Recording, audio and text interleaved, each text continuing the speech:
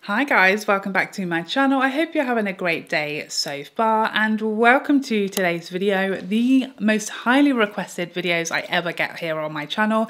It is another episode of You Do Not Need That. We're going to be talking you out of all of these new tempting makeup releases. If you are on a no buy, if you're on a low buy, if you're trying to stop or cut back on how much makeup you're buying, how much money you're spending on beauty products, this video is especially for you. So without further ado, let's get started. So first up, let's talk about these Charlotte Tilbury highlighters. You guys know I bought a load of these to review for you. They are very, very tempting. They're Charlotte Tilbury. They've got a lot of the old Trixies in there, the beautiful embossing, the multiple shades. It's Charlotte Tilbury, one of the most tempting brands there is out there for many of us, including myself. And there's a lot of videos, a lot of noise about these highlighters because they are Charlotte Tilbury's first kind of permanent line of highlighters. So everybody's making videos about them, including myself. Everybody's talking about them.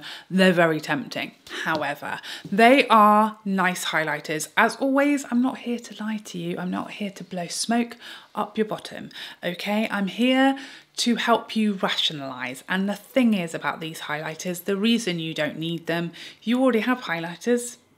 Not sure if you noticed them in your drawer. Many highlighters, I imagine, like lots of us. You've probably already got several from Charlotte Tilbury already, haven't you? I'm sure you probably have. Maybe you've got some palettes full of them. Maybe you've got the Hourglass palettes that also have lots of highlighters in them. Maybe you've got some Pat McGrath highlighters. Dior highlighters? Rare Beauty highlighters, Nars highlighters, Natasha Denona highlighters as far as the eye can see, highlighters everywhere. And ultimately, at the end of the day, on the face, is this one going to really look detectably different to the drawers full of highlighters you already own? I'd hasten to guess that they probably won't. So that would be my advice to you there. Now, as we also always say, we don't go broke for permanent makeup. We don't rush. We don't go into debt for permanent makeup. And these are permanent. So even if you eventually feel the burning desire still in your loins to buy these highlighters, they're still going to be there. They're permanent. They're not running away. They're not going out the door. If now's not a good time for you to spend nearly £40 on a highlighter, don't. Next up, let's talk about this Makeup by Mario foundation. Another really tempting hot release because it's Mario's like first proper complexion product, his first foundation. Again, it's got this gorgeous sleek packaging and a lot of people are talking about this and raving about it, but this is by no means a foundation that's going to work for everybody. This is one with very mixed reviews and therefore, even more than like your average foundation, this is a risky purchase and it's an expensive purchase, okay? This could very easily be awful on your skin. Lots of people hate it. Lots of people not getting along well with it. A few, I'd say in the minority, really loving this. I don't think this is going to be your holy grail. I don't think it is. I think for many of you, this would be money in the bin, money down the drain. You already have a lot of foundations that probably work better for you than this one or are a safer purchase than this one. If you must buy this, if you must, and you live in the US, I would highly beg of you to at least go and try it in store. Go into Sephora, wherever Sephora stocks this, right? Correct me if I'm wrong. One, absolutely get shade matched because I see a lot of people looking very yellow wearing this foundation. Apparently a lot of the shades are very yellow. So that's number one. Don't try and guess your shade online. A lot of the shades have you looking like Maggie Simpson. But please try it in store because it's not one that's working for everybody and a lot of people it's really not working for. So please don't throw your money down the drain for a foundation that may very well not work for you at all. Next up, let's talk about these new Dior primers. Now, I feel like a primer is either a product that like you just do not care about, don't even use, and doesn't excite you whatsoever, or it really does. I feel like as we get older, primers become more important. They kind of are an extra little bit of a cheat on top of skincare. They're kind of a halfway house between skincare and makeup, and I feel like we appreciate them. Lots of us, certainly I do, appreciate them more as we age, but we do start to like ask for unrealistic things from our primers. We start to ask for it to get rid of our fine lines and wrinkles, get rid of our texture, make our foundation last for 36 hours, be impenetrable to storms. And the reality is, no primer's going to do any of that really. You're better off investing in your skincare, and then you could even skip primers altogether. But at the end of the day, if you've got a really decent foundation and you're taking care of your skin and doing a lot of skincare, a primer is really not going to make a visible to anybody else, at least, difference, okay? No one, remember, is looking at you under a magnifying glass, and I would hope not many people are getting like so close to your face that they're going to see or notice the slight reduction in things like texture. I wouldn't have thought anyone's going to notice that. If they are, I don't know what's going on, but you should really have a word with HR. Next, let's talk about the Pat McGrath Lunar New Year. We're going to skip over the powder because it's literally the powder she's already had that's been out for years. You definitely are way late to the party if that is tempting you, just because the colour of the writing is a slightly different colour than the original one. We're way more advanced than that, okay? That is not going to even touch us. The lipstick, maybe that one's slightly more tempting, but it's because of the embossing, let's face it. That is a red matte lipstick. You've definitely already got those. 100%, I promise you. You've probably got some Lisa Eldridge ones. You've probably even already got some from Pat McGrath. It's another red matte lipstick. Don't be fooled by the embossing or the packaging. That's all it is. We do not need more lipsticks, and you're going to have to wait 3 weeks to even try this one. And by that time, it's going to be spring and you probably won't want to wear red anymore. So let's focus our attention, because I think this is probably the most tempting item from the Pat McGrath Lunar New Year collection, and that's this eyeshadow quad.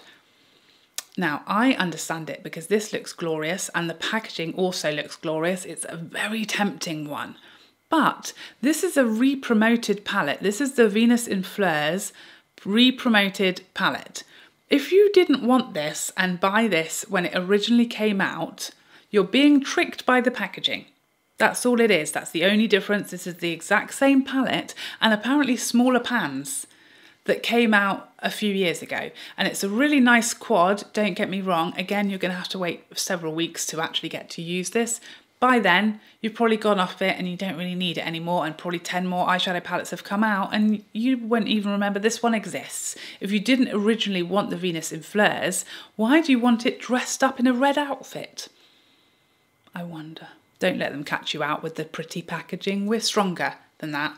We're better than that. Look at this originally in its black plain packaging. It's the exact same eyeshadow palette. It's slightly more alluring because it's got a bright red packaging to it, but they're not going to catch us with that one. Next up, let's talk about this Natasha Denona Pastel palette.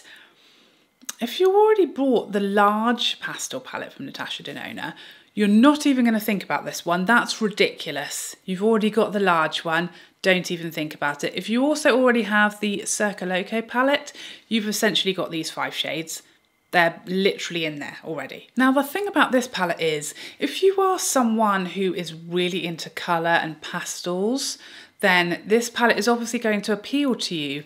But I would have thought if you're really into colour and pastels, you've already got these colours, whether it's in singles, whether it's from indie brands, whether it's from Natasha Denona's larger pastel palette, you've definitely already got these shades, let's be honest. So you really don't need them in a mini size, do you? Do you? If you are not super into pastels, if you aren't rocking a pastel green, blue, multi-chrome eye look to the office every day, why is this one making you think you want to buy it? I think it's because it's so pretty to look at. It's so pretty to look at, the colours. But are you actually going to put them on your eyes more than once or twice before you go back to your neutrals? Because that's what I would be doing, okay? That's why I didn't buy this one. This is not for me. I am a neutral, boring, basic lady when it comes to, I mean, life in general, but especially eyeshadow. Okay, this would never go, I'd review this, go on my eyes before that review, and then it would go in the depths of my drawer, never to be used again. I don't wear these colour eyeshadows. Do you really? Do you? Don't you lie to me. This is a safe space. So you're one of two categories. You're either a pastel lover and you already have it, or you're not and you won't wear it. Neither of those categories needs this palette, let's face it. Next up, let's talk about these Dior lip glosses, these plumping lip glosses. But are they really though? Are they really though? I don't think they are. I don't think they are. I think they are a gloss that tingle my lips. Do I think my lips look bigger, larger in size after I've applied this? No. I think they look juicy and plump because they've got a gloss on it, like all the other glosses in your drawer. They've got like a medium amount of opacity, like all the other glosses in your drawer, and a lot of the shades don't look like they look online on your lips, I'll say that. So if you're thinking these are going to give you like free lip injections and give you a really smooth, healthy, plump look like you've had lip filler, they aren't going to do that. I don't want to be harsh on you, but they aren't going to. Okay, I have to tell you the truth. That's not going to happen. They're just going to be tingly glosses on the lips, and if you kiss someone, they're going to wonder why their lips are on fire. So, you know, only you can be the judge of whether that's a good amount of money to spend on something to burn your friends and your lovers. So, you know, proceed with caution. That would be my suggestion. Next up, let's talk about the Rare Beauty highlighters. I feel as though I've got an unpopular opinion on these because I don't like them. I think if you're over the age of like 20, these are going to give you a lot of texture. A lot of texture. I don't know why I'm the only person that doesn't like them, but on me, they give me so much texture. And the second I apply it, I wish I hadn't, because suddenly I've got so much texture on my cheeks that I couldn't even see with my naked eyes before I put makeup on. I feel like makeup's supposed to, you know, enhance your skin and your face and make you feel really confident and beautiful, not like make things worse. Don't give me problems I don't have, please. I'm not paying for that to happen. I don't want to pay for something to make me look worse, you know? So I would suggest that that is an expensive mistake. If you've got any texture, any fine lines whatsoever, and you don't want it to look like the light of the heavens is like beaming straight off of your cheek, I would just avoid those. That would be my advice. Next up, let's talk about the new or the reformulated Dior concealers. Now, here's the thing about these. These are a really great concealer. Again, I'm not going to lie to you. I'm not going to tell you it's rubbish. I'm not going to tell you it's going to age you to another decade of your life. I'm not going to tell you those lies, those fibs. That would be wrong of me. It's a really nice concealer. It's great. Lots of people love it. Lots of people's holy grails. What I'll say is, again, permanent product.